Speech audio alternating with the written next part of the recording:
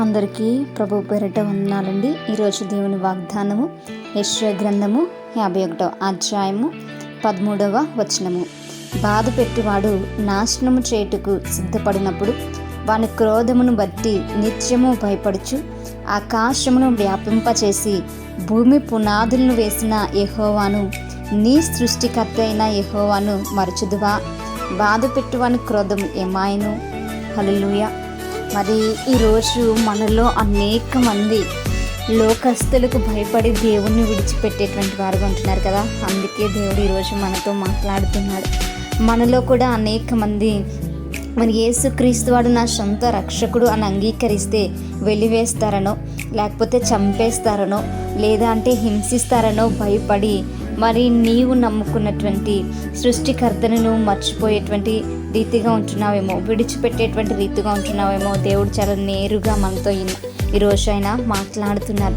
ఎవరికి మనం భయపడాలి, ఎవరికి మనం భయపడకూడదు అనేటువంటి సత్యాన్ని ఇక్కడ మనకైనా తెలియజేస్తున్నారు. మనల్ని లేదా మన శరీరాన్ని హింసించాలని, మన శరీరాన్ని దహనం చేయాలని ఆలోచన చేసేటువంటి వారికి మనం నిత్యం కూడా భయపడవలసినటువంటి అవసరత ఏమాత్రం కూడా లేదు అనేటువంటి విషయాన్ని దేవుడు ఇక్కడ తెలియజేస్తున్నారు.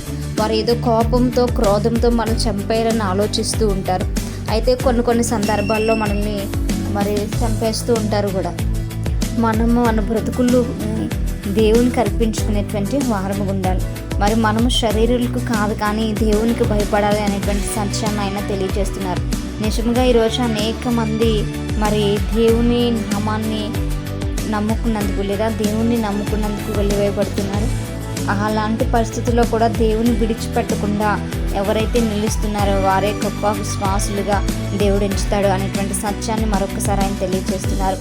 ఎవరి కోపాన్ని బట్టో, ఎవరి మరి క్రోధంను బట్టో మనం దేవుని విడిచిపెట్టకూడదు. నిత్యము కూడా దేవునికి భయపడేటువంటి వారముగా మనం ఉండాలి. ఆయన సృష్టికర్త అనేటువంటి విషయాన్ని నీవు నేను ఎరిగి ఉన్నాము గనుక, మరి భూమికి పునాదులు వేసింది ఆయనే అనేటువంటి సత్యాన్ని గ్రహించి ఉన్నాము గనుక, ఎలాంటి ఒడిదుడుకులు వచ్చినప్పటికీ కూడా, మన ప్రాణము పోయినప్పటికీ కూడా మనం ఆయన విడిచిపెట్టకుండా ఆయన వెంబడించేటువంటి వారముగా ఉండాలి అనేటువంటి సత్యాన్ని మరొక్కసారి దేవుడు ఇక్కడ మనకి తెలియజేస్తున్నారు.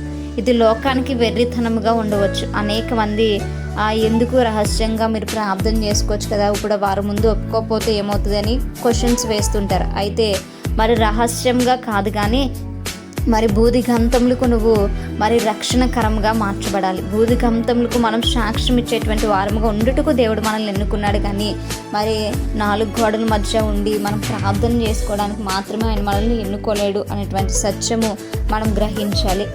మనము క్రీస్తు యొక్క బిడ్డలము అని లోకంలో మనం ఒప్పుకున్నప్పుడే ఆయన కూడా మరి దూతగణములతో వచ్చినప్పుడు ఆయన బిడ్డలమని మనల్ని ఒప్పుకుంటాడు. ఆ విషయాన్ని మనం గుర్తెరిగి మనము ఎవరికి భయపడకుండా, ఎవరి మరి గంభీర స్వభావాలకు కూడా మనము దడపడిపోయి మన దేవుని విడిచిపెట్టేటువంటి వారముగా మనం ఉండకూడదు. దేవునిలో ఎదుగుదాం, మన ప్రాణంలో అయినా సరే దేవునికి సమర్పించుకునేటువంటి వారముగా ఉంటాం. అటువంటి కృప, అటువంటి ధైర్యము, అటువంటి విశ్వాసము దేవుడు మనకు అనుగ్రహించిన గాక. మనం ప్రార్థించుకున్నాం. పరిశుద్ధుడ మహాగణుడ మీకు వందనాలు. నిజమే ప్రభా, నీ నిమిత్తము ప్రాణాలు అర్పించవలసి వస్తే ప్రభా మేము వెనకడుకు వేయకుండా ప్రభా ఈ లోకంలో శరీరాన్ని మాత్రమే చంపేటువంటి వారికి మేము భయపడుకుని ఉన్నట్లు సహాయం దయచేయండి. ఈ శరీరము ఎప్పటికైనా మట్టితో చేయబడింది, మట్టికే తిరిగి చేరుకోవాలి. అయితే ఆత్మ నీ ధరికి చేర్చబడాలి అంటే మేము మిమ్మల్ని విడిచిపెడితే అది చేర్చబడదు కనుక మిమ్మల్ని హత్తుకుని జీవించేటువంటి కృప మా అందరికీ దయచేయమని, అతన్ని మాకు ధైర్యమును బలమును దయచేయమని ప్రభావ వేడుకుంటూ, అతని ఎవరైతే మమ్మల్ని హింసించాలనుకుంటున్నారో, ఎవరైతే మా పైన క్రోధం పెట్టుకుని ఉంటున్నారో వారి యొక్క మనస్సులను మీరే మార్చుకోనమని ప్రభావ, అపవాది యొక్క క్రియలను నా తండ్రి తొలగించమని ప్రభావ వేడుకుంటూ ప్రార్థన దయచేసి మీ పాద సన్నిధి చేర్చుకోమని యేసయ్య అతి పరిశుద్ధ నామములో అతి మిక్కిలి వినయముగా బ్రతిమలాడి వేడుకుని పొంది ఉంటున్నాం మా ప్రియ పరలోకపు మా కన్న తండ్రి. Praise the lord everyone. May God bless you all.